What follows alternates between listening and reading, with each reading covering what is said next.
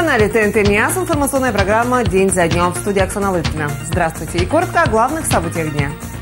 Не выдержали народной критики. Проекты застройки сразу 3 территорий были отклонены на публичных слушаниях. Бывшая балерина, а ныне вышивальщица. Нелли Важенина создала десятки картин из ниток и канвы. Об этих и других событиях подробнее. Проект планировок сразу 3 территорий обсудили жители города на публичных слушаниях. И хотя мнение населения носит лишь рекомендательный характер, жители активно участвовали в дискуссии и отстаивали свою точку зрения.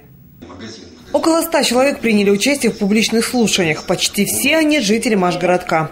Такой интерес к планировке территории не случайен. Сегодня миасцам не безразлично жить рядом с проезжей дорогой, торговым комплексом или сквером. Поэтому уже первые вопросы застройки микрорайона и обсуждали массово и эмоционально. На территории, ограниченной бульваром Полетаева, улицей Богдана Хмельницкого и проспектом Октября, запланировано строительство многоэтажного жилого дома, торгово-досугового комплекса, начальной школы и спортивного центра. И основная задача по планировке этой территории заключалась в чем? С чем я и пришел? О том, чтобы ликвидировать этот пустырь, который находится на этом месте уже, как я и проживал, там 27 лет. То есть это пятно и мозоль, которое там находилось уже и находится давно. В целом жители высказались против предложенного проекта и рекомендовали муниципалитету вести застройку поэтапно. Сначала социальные комплексы, а затем жилые торговые объекты. При этом сохранив пешеходную зону бульвара Полетаева. Не поддержали жителей проект застройки микрорайона 4. Это территория улиц Степана Разина, 8 марта, Академика Павлова и переулка Подстанционного. Здесь, согласно проекту, должны были разместиться жилые дома, детский сад и школа.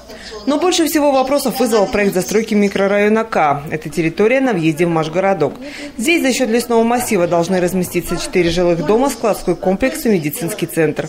Жители предложили администрации альтернативный вариант – изменить в генеральном плане города назначение территории. Сделать здесь зону лесов, неприкосновенных для строительства и установки временных объектов. Таким образом, сохранить 7 гектаров насаждений, а также сделать 2 сквера. Не будет построено 3 дома многоквартирных за счет леса. Не будут построены складские помещения за счет там еще полутора гектара леса. И медицинский центр, который должен занимать 2,5 гектара леса под вырубки. У нас это очень большая опаска. Да потом, ведь все владельцы этих 2 участков под складские помещения, под медицинский центр, могут переуступить его другому, а он там, может быть, построить, допустим, жилые дома те же, и тоже сплошная вырубка. В целом жители отклонили и этот проект. Получается, ни одна из 3 предложенных планировок территории не выдержала народной критики. Так как мнение горожан носит рекомендательный характер, вопрос о будущих застройках остается в компетенции властей. Вышивание – искусство тонкое. Древние греки приписывали изобретение этого рукоделия богине Афине. Сейчас это хобби широко распространено во всем мире. И в нашем городе есть влюбленные в это искусство. Нелли Важенина поистине ценитель прекрасного.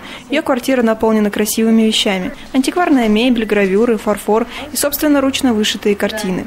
Еще с малых лет игла и пяльцы стали атрибутами творчества. Потом был большой перерыв, 10 лет отданных балету, работе и семье.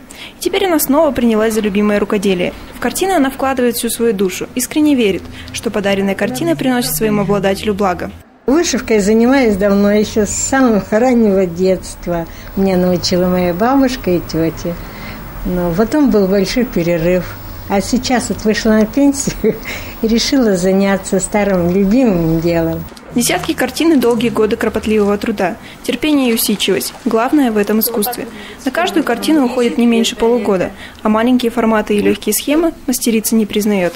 Создание картин для Нелли Павловны как отдушина. Всегда можно отойти от обыденности и поставить крест на проблемах. Без вышивания Нелли Павловна не может себе и дня представить. Схемы, мулине, канва, стежок за стежком, и вот постепенно создается очередное творение. Своими работами вышивальщица довольна. Сложнейшие узоры, пейзажи, цветы и птицы – все превосходно получается. Сейчас рукодельница работает над новой картиной, впервые на черной канве. Планирует попробовать еще что-то новое, а потом показать свое искусство широкой общественности. 24 часа наши новости на информационном портале МИАС Онлайн. О погоде на выходные расскажет моя коллега Анна Янтарная. Я с вами прощаюсь. Увидимся в понедельник на канале ТНТ МИАС. До встречи.